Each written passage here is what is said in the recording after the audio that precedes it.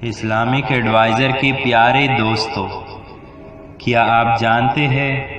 کہ بندر مسح شدہ حیوانات میں سے ہے؟ اللہ تعالیٰ نے کن لوگوں کو بندر کی شکلوں میں مسح کر دیا؟ یہ جاننے کے لیے ویڈیو کو پورا دیکھیے۔ معزز سامعین، خداوند عالم نے بنی اسرائیل کو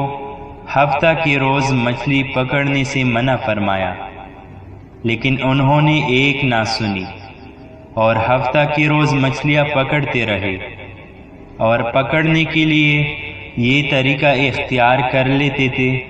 کہ وہ جمعہ کے دن جال پھیلاتے اور اتوار کے روز سمیٹ لیتے تھے۔